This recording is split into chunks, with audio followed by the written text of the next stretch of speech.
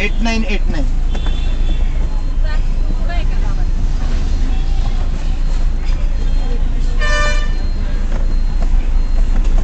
ही गाडी 4 लोकांसाठीच आहे सर, इतके लोक अलाउड नाही करू शकत। 4 लोकांसाठी गाडी अलाउड आहे।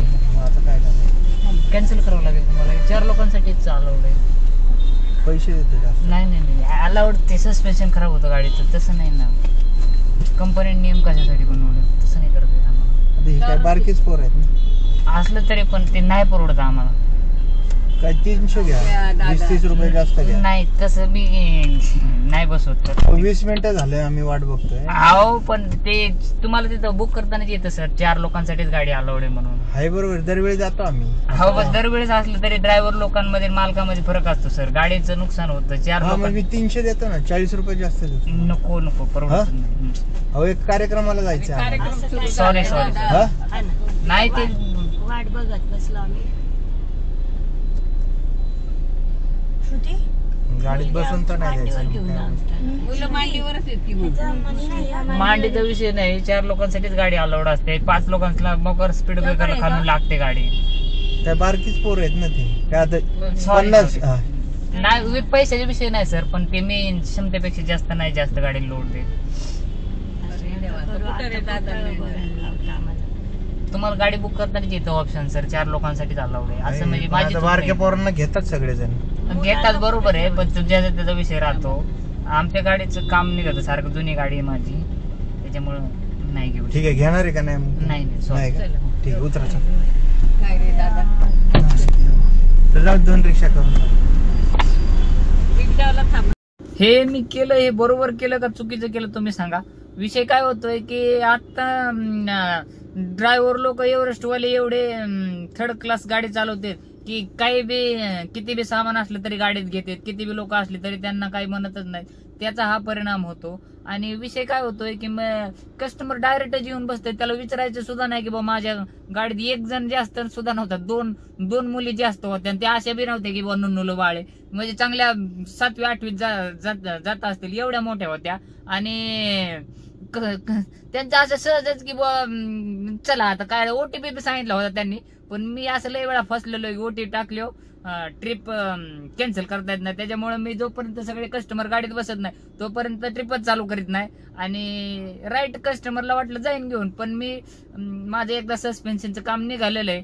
आणि जे लोक हे असं ऍडजस्ट करून घेतात त्यांना सुद्धा माझं सजेशन राहील की मित्रांनो असं करू नका, ज्या गाडीची ट्रिप आहे त्याच गाडीला भेटू द्या, आणि म्हणजे तेच योग्य राहतं। का तर डिझायर गाडीमध्ये तुम्ही जर जास्त लोक बसवतात तर तुम्हाला लॉंग टर्म मध्ये सस्पेन्शनचं काम निघालं मग कळन किंवा काय विषय। आणि स्पीड ब्रेकरला खालून लागते डिझायर गाडी, अशी काय लय हेवी मटेरियल वायासाठी नसते।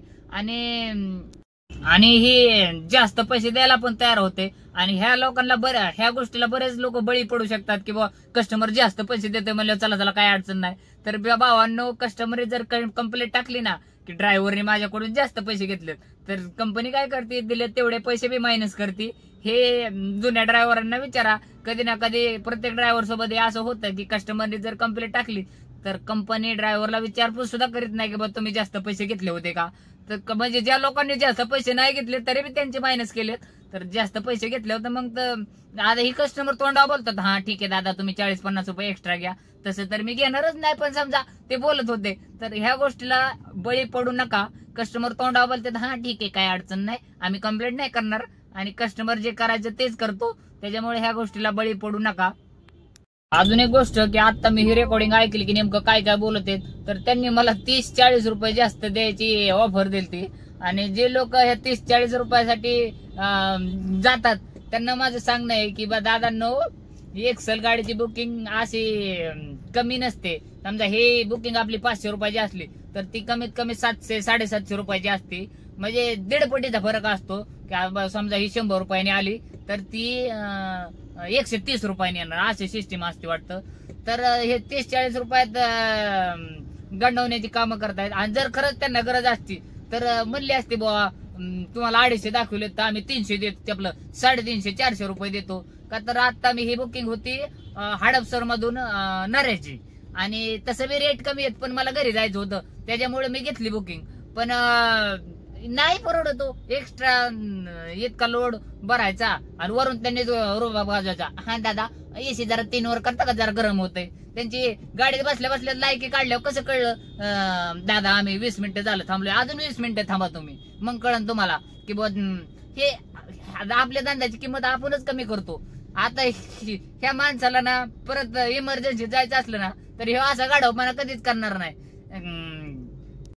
मला सगळेच कस्टमर बरोबर चीड नाहीये, पण काही लोक इतकी लिमिट क्रॉस करतात. आता समजा तुम्हीच विचार करा ना, समजा हे माणूस IT मध्ये जर काम करीत असेल, त्याची समजा 5 वाजता सुट्टी होती आणि त्याला जर सांगितलं नाही 7 वाजता जा, तर त्याला राग येईन का नाही? मग तुम्ही टॅक्सी ड्रायव्हर करूनच का ऍक्सेप्ट करता की टॅक्सी ड्रायव्हरने जरा 2-4 किलोमीटर पुढे सोडवायला यावा, जरा जास्त लोड घ्यावा. तुम्हाला कंपनी सरळ तिथं लिहून देते की 4 लोकांसाठीच गाडी अलाउड आहे, तरी पण तुम्ही घरचा माल असल्यागत मोकारच बसवायची गाडीत, कुठं बी गाडी किती वेळ बी थांबून ठेवायची. हे कस्टमर लोकांना काय वाटत नाही का ह्याचं की आपण कुठंतरी जरा ओव्हर लिमिट क्रॉस करतोय, असं काय वाटतच नाही का? आता तुम्ही म्हणता की ह्या गाडी एवढ्या गोष्टी एवढा का तापवतोय, पण विषय काय होतो मित्रांनो, इथून मागे मी ज्या गोष्टी घडलेल्या आहेत माझ्यासोबत, त्या सगळ्या गोष्टींचा ओव्हरऑल मी ह्या व्हिडिओमध्ये हे देतोय, आढावा देतोय. काय होतं म्हणजे समजा एखादा कस्टमर मुंबईला जाताना सुरुवातीला CNG भरायच्या टायमिंग गाडीत CNG नसतो, त्यावेळी इतका आणतो जस काय त्याला असं इमर्जन्सी टायमिंगला नाही गेलं तर मरणच. इतका भैया तुमको पहिले से भरण्याचे येता, ऐसा करण्याचे येता आणि वैसा करण्याचे येता. आणि फूड मॉलला जवळ आला की म्हणतो भैया फूड मॉल को ले लो, हमको जरा नाश्ता वगैरे करना है. आणि 1.5 तास येतच नाही. आणि 1.5 तास म्हणजे आता काय सांगू तुम्हाला, 1.5 तास असं वाटतं की ह्याला CNG भराय 5 मिनिटं टाइम नव्हता, आणि इथं CNG ला 1-1.5 तास, ते आपलं फूड मॉलला 1-1.5 तास येतच नाही. त्यावेळेस वाटतं कुठंतरी कस्टमरचं बी चुकत नाही का. आणि एवढं करून बी उशीर जा, समजा परत रिटर्न आला ना फूड मॉलला कस्टमर, असं म्हणत नाही सॉरी मला जरा लेट झालं बरं का, किंवा असं म्हणतो भैया आता फटाफट पोहोचा दो मेरे को, हमको पोहोचना है अर्जंटली. आणि म्हणजे आता काय सांगू, आज माझ्यासोबत झालेलं आहे. त्याच्यामुळं कधी असं राग येतो ना, आज वाटतं त्यांना लाथा घालून तुडवलं पाहिजे.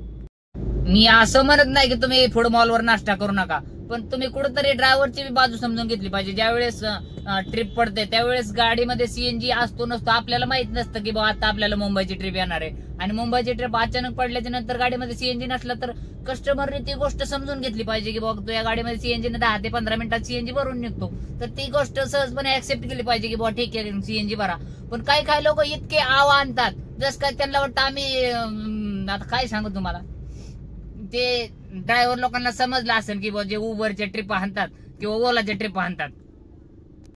भावनेच्या भरात जर जास्त काही बोलून गेलं असेल तर सॉरी. मला काय असं कस्टमर बरोबर एकदम तिरस्कार नाहीये. माझा उबरचा ID बघू शकता तुम्ही, पण मी एकदम चांगली सर्व्हिस देण्याचा प्रयत्न करतो. पण चांगली सर्व्हिस देऊन सुद्धा जर आपल्याला अशी वागणूक भेटत असेल, त्याच्यामुळे मग हे असे रिॲक्शन निघते. भावनेच्या भरात काय बोलून गेलो असेल तर सॉरी. एकदम झकास झाला परत एकदा बोला. प्रवास, एकदम झकास झाला.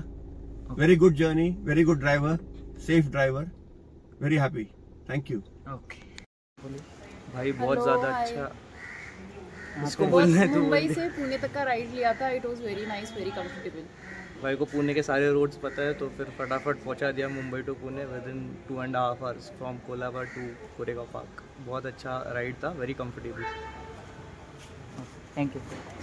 आपका नाम? नमस्कार. पुणे टू मुंबई आमची ट्रिप होती. तर सर कसा वाटला प्रवास? प्रवास खूप छान झाला. एकदम व्यवस्थित आलो इथपर्यंत आणि एकदम टायमावरती पोहोचलो.